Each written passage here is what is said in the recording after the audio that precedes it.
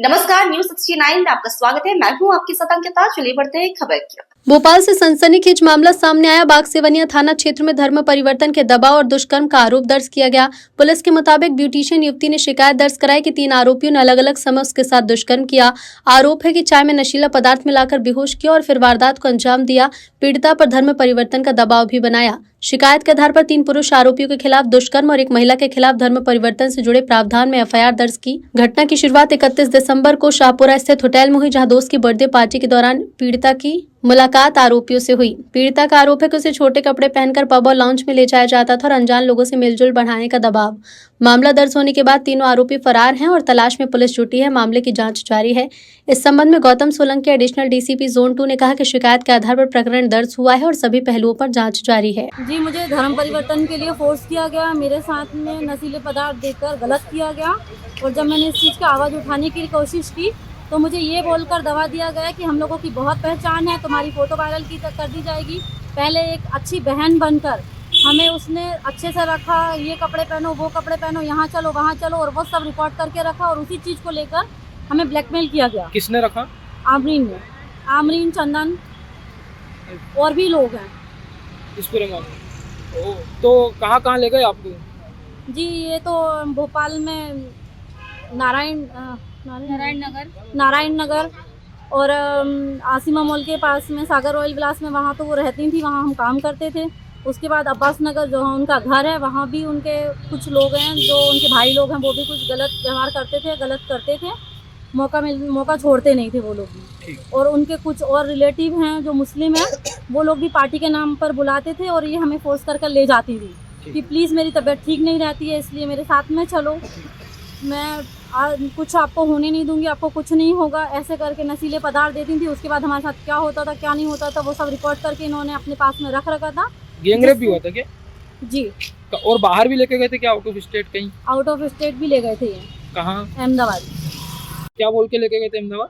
हमारी तबीयत खराब है, आमरीन बोलकर लेकर जाती थी कि मेरी तबीयत खराब है, मैं तुम्हें कहीं नहीं जाने दूंगी, सिर्फ तुम्हें मेरी बच्ची संभालनी है और मेरा ध्यान रखना है। मैं तुम्हें पेमेंट जो यहाँ देती थी वहीं वो वहाँ पर दूंगी।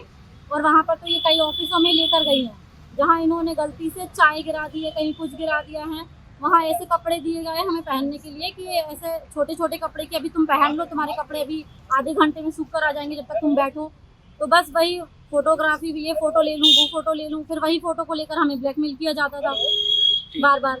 और यहाँ भी काफ़ी लोगों को इन्होंने हमारी फ़ोटो सेंड की है, वहाँ भी काफ़ी लोगों को इन्होंने हमारी फ़ोटो सेंड की है और बहुत ही बुरा व्यवहार हुआ है सर हमारे। क्या आपको क्या बोल के बुलाया गया था? क्या काम? मुझसे भी यही बोला था कि किसने बुलाया था? आपसे क्या बोला था? मुझे संजना ले गई थी उसके बाद से मुझे पता नहीं था कुछ। और थोड़े दिन रुकने के बाद यहाँ पर मेरे साथ गलत हुआ अब्बास नगर में और ये सागर रोल विलास में। उसके बाद काफ़ी टाइम हो गया कि अमरीन बोलती है कि मेरी तबीयत वगैरह ठीक नहीं रहती है, तो हम चलते हैं, साथ में चल लो मेरे, ये बोलकर मुझे अहमदाबाद लेके गई। और अहमदाबाद ले जाने के बाद जहाँ वो रहती थी वहाँ पर उनका कोई यासीन नाम का है, उन्होंने मेरे साथ गलत किया। उसके बाद जो कई जगह पे मुझे लेके जाती थी साथ में और छोड़ के वहाँ से भाग जाती थी।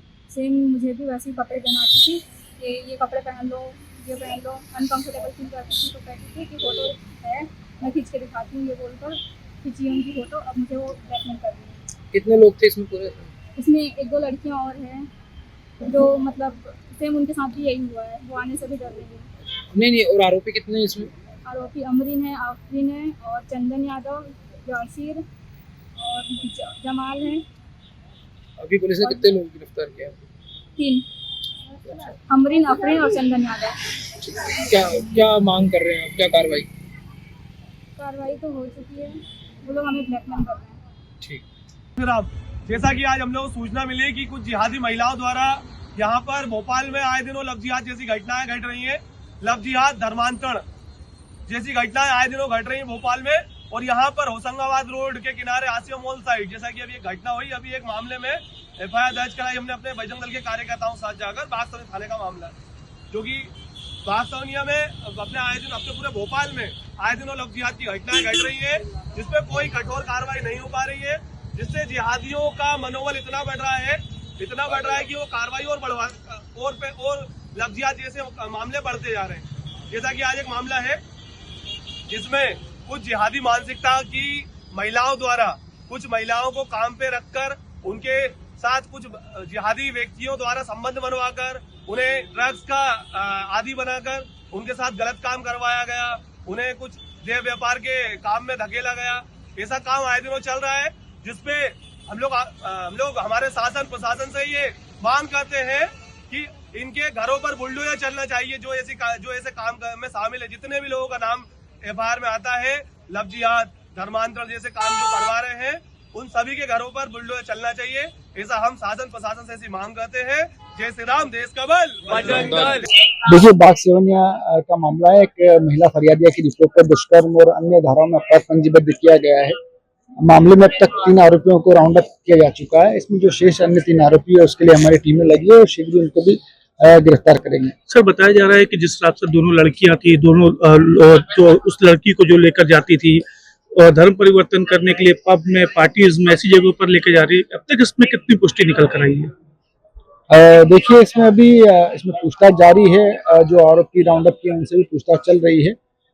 अभी तक ऐसे तथ्य निकल के सामने नहीं आए हैं कि पब में जाके धर्म परिवर्तन होता है, और इसमें पूछताछ जारी है। महिला चूंकि साथ में काम करती थी, किन बातों को लेकर इनमें विवाद हुआ है और उन सारे तथ्यों को समाहित करते हुए इसमें इन्वेस्टिगेशन किया जा रहा है। सर, जो बहनें देह व्यापार का भी मामला सामने आ रहा है, क्या देह व्यापार करवाती थी क्या दोनों बहनें?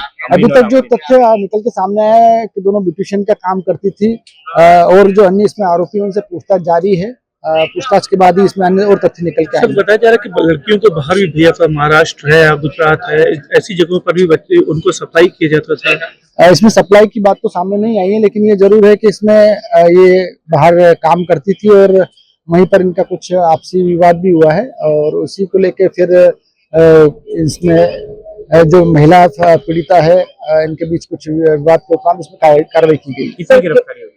इसमें तो 3 लोगों को राउंड अप किया जा चुका है। जो अन्य शेष आरोपी हैं उनके लिए टीमें लगी हैं। 2 महिलाओं को जिनके नाम आ रहे थे उनकी गिरफ्तारी हो चुकी है। दोनों की गिरफ्तारी हो चुकी है। सर, क्या और भी पीड़िताएं सामने आ रही हैं या इस एंगल पे भी जांच चल रही है? सभी जो सारे एंगल है, सभी एंगल से इसमें इन्वेस्टिगेशन किया जा रहा है। अभी तक 2 ही इसमें पीड़िता सामने आई हैं। सर, क्या मोबाइल के उनके फोरेंसिक जांच होगी क्या? उनके जो अभी तक मोबाइल में से कोई फैक्ट्स नहीं मिले हैं, और उसको फोरेंसिक के लिए भेजा जा रहा है। फिलहाल इस खबर में इतना ही। आप बने रहिए News 69 के साथ। नमस्कार।